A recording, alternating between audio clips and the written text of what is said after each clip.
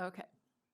So Tammy was talking about some, did you tell the whole group about the issue with Not the whole group. The charbroiler. charbroiling? So there was a group of kids that went into they were hypothesizing it was going to be, what was the other one they were comparing to? You want to give the story, Tammy? Yeah, so this was a middle school in Rosemead, Garvey Middle School, and they did an experiment as a class, and their hypothesis was that the PM concentrations would be higher down near this major freeway that was near their school than they would be inside of a restaurant.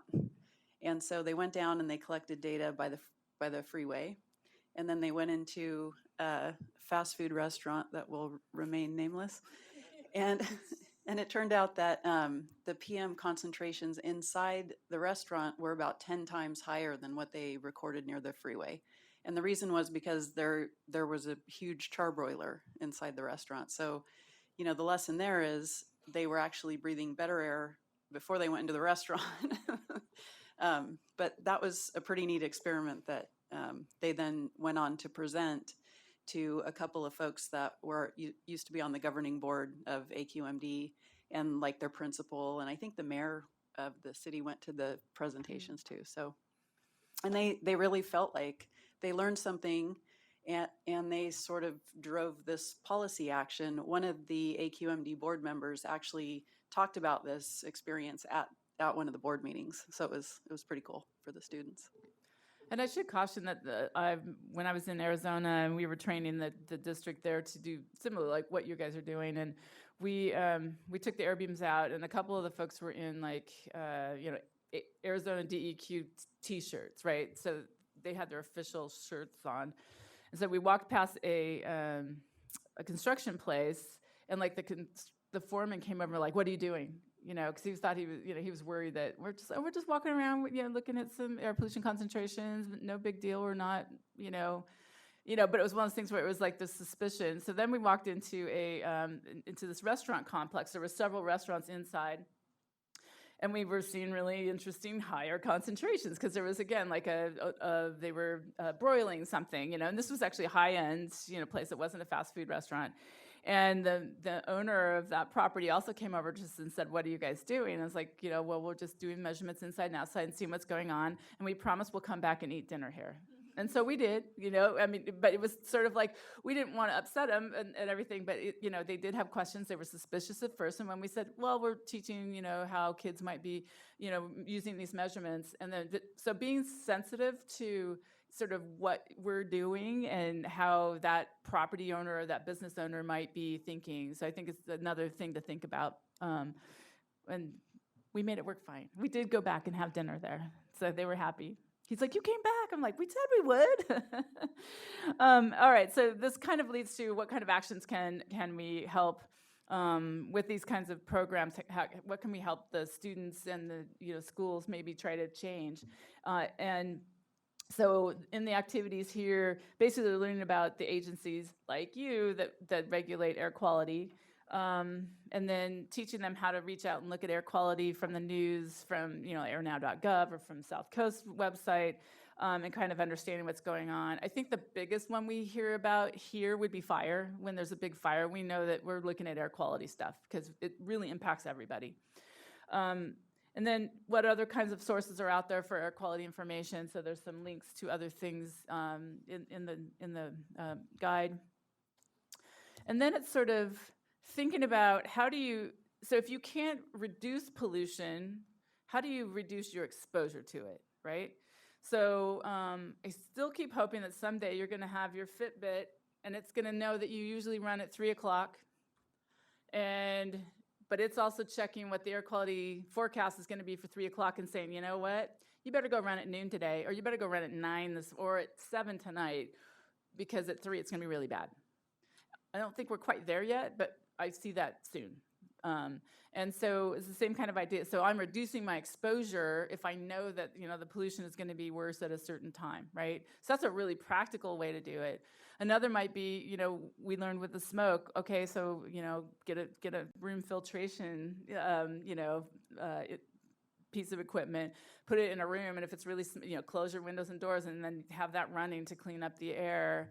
I know I had to do that when we had smoke in Santa Rosa. So, there's things that you can learn. Hey, I burned the toast. Open up the door, fan things out, because that raised the concentrations of particles. So it's sort of learning, like, you're not telling people to not be cooking or, but you need to kind of understand, maybe I should have the vent on, the fan on in the kitchen while I'm cooking something on the stove to pull those particles up and out instead of me breathing them or sending them around the house. So there's some ways you reduce your exposure in addition to understanding. Yes? I put in a plug here for the district's web app to make sure that you guys download it, look at it. It gives you the AQI numbers as it stands right there in the end. So if you're looking for that AQI at what time to run, it's a good app to look for. And you guys do a forecast, right? Yeah, good. What's the name of it?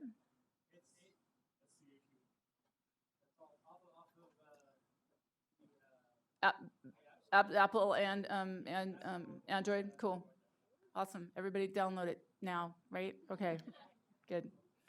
Then again, there's we're focusing in here on your local agency, but there's also the state agency, CARB, and then EPA. So there's a lot of different things, and this is interesting from a perspective of what's the jurisdiction, if you will, of certain, agencies. So, for example, I know there's been a lot of studies of like a big train intermodal where they're putting things from trucks onto trains, and really any mobile sources are regulated by federal government, and so there's some things you can't control at a local agency versus a federal agency. But there's a lot of regulations and control that this agency is doing for Southern California, and then in California in general, we're kind of in a bubble, right? We usually are the trendsetters for what we're going to see in the rest of the country at some point, as far as the kinds of regulations that we put forth. And right now, there's a big focus on community monitoring, fence line monitoring at refineries, and other kind of reductions of stationary emissions. So it's a pretty great place to live. To learn more about some things, again, AQMD has a lot of great stuff to present it in a really useful way to look at. airnow.gov has a lot of resources. And then if you want to look at sort of, EPA has done some things about, and ARB, on how you can change your exposure to PM, to particles. And so it's useful to look at a couple of these fact sheets and kind of have those in your mind.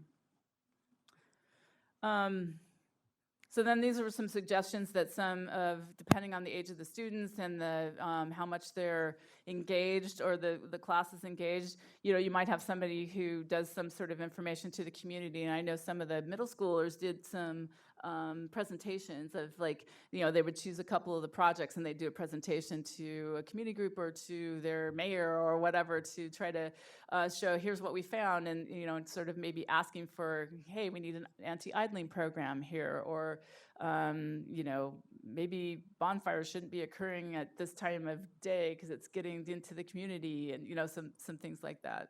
And then if you've got, some students might want to write a news article or a blog post or something like that. And I think no idling is one of the big ones that we've seen. But didn't you find there were no idling cars at a high school, but there were lots at the middle school? Because we were talking, kind of joking, but the high schoolers wanted to get out of there as fast as possible. So. Yeah, did you want me to say something? Yeah. So we worked with several classes actually at Desert Mirage High School in Coachella. And Hillary and I actually went out to do a training with the teachers. And before we went out to the training, the main teacher who was going to be administering the program said, we really want to do a no idling campaign and a whole awareness around that. And we got out to this high school. I don't know if any of you have ever been out there, but it's in the middle of nowhere, and they have a giant parking lot and no cars idling anywhere. And so we were like, oh, this will be interesting. But as it turns out, right adjacent to the high school is a middle school where there were tons of cars and buses idling. And so it actually worked out pretty well. The high school students were paired with middle school students to help them develop, make them aware of idling and develop a campaign. So it actually worked out in the end. Yeah, no, it's good. I think there's some kids that have also done some video and some things like that as well.